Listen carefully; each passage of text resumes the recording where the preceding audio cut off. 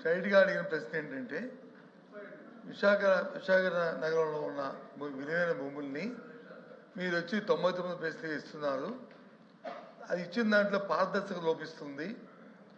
మీరు వచ్చి వారితో ఏం సంప్రదింప చేసుకుంటున్నారో ప్రపంచానికి తెలియాలి, కానీ మాకు తెలియదు, ప్రపంచానికి కూడా తెలియదు. మీరు లోపాకారిగా చేస్తున్నారు. ఆ నేపథ్యంలో అదే సంస్థలు మన పక్కనున్న రాష్ట్రంలో, అదే హైదరాబాద్లో కానీ బెంగళూరులో కానీ పారదర్శకతతో బిడ్డింగ్కి వెళ్ళి వాళ్ళు వచ్చి కోట్లాది రూపాయలతో కొంటున్నారు. ఇక్కడికి వచ్చినప్పుడు వచ్చి ఊరికే 99 పైసలుగా మీకు ఇస్తామని చెప్తున్నారు అనేది మా ప్రశ్న అధ్యక్ష. దాని తర్వాత భావం అధ్యక్ష. దానికి వచ్చి వారు వచ్చి ఎకో సిస్టమ్ గురించి చెప్తున్నారు అధ్యక్ష. వైజాగ్లోను ఐటీ పార్క్ ఎకో సిస్టాన్ని 2004లోనే మేము ప్రారంభించాం అధ్యక్ష. ఆ రోజున నేను మినిస్టర్ని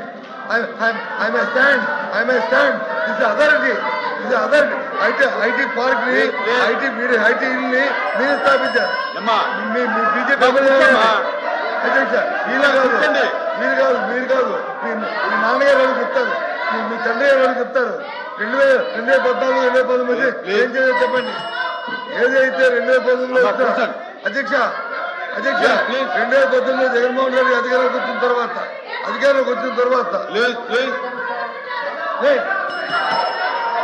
కూర్చోండి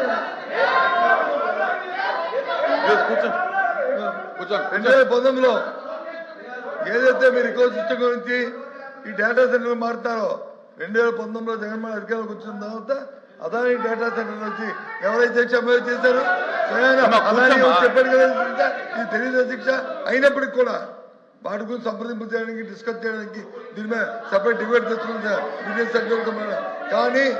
కానీ ఈరోజు ఈ ప్రశ్నకి ఈ ప్రభుత్వం లోపాకారిగా మీకున్న లావాదేవీలతో మీ స్వార్థ ప్రయోజనాల కోసం అధ్యక్ష చెప్తాను అధ్యక్ష. వైజాగ్ గీతం భూములు అధ్యక్ష, వాళ్ళ కుటుంబానికి వచ్చి 5,000 కోట్ల భూముల్ని ఏ రకంగా అపరంగా కట్టబెడతారు అధ్యక్ష? ఎంతమందికి ఉద్యోగం ఇస్తారు గీతం? 5,000 కోట్ల భూముల్ని కట్టబెడతారు అధ్యక్ష. ఇది సమాధానం అధ్యక్ష. కాబట్టి ఈ ప్రభుత్వం చేస్తున్న ఈ బోధోపిడికి ఈ లాలూచికి నిరసనగా ఈ దందానికి నిరసనగా మీరు చేస్తున్న వ్యతిరేకమే విధానం నిరసనగా ఈ ప్రశ్న నుంచి మేము వాకౌట్ చేస్తాం అధ్యక్ష. కూడా చేస్తాం అధ్యక్ష.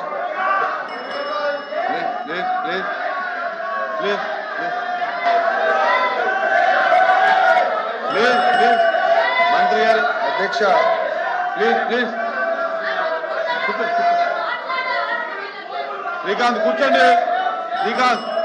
శ్రీకాంత్ కూర్చోండి అధ్యక్ష. అమ్మా కూర్చోమ్మా. అధ్యక్ష నేను ఇప్పుడు 5 కంపెనీలకి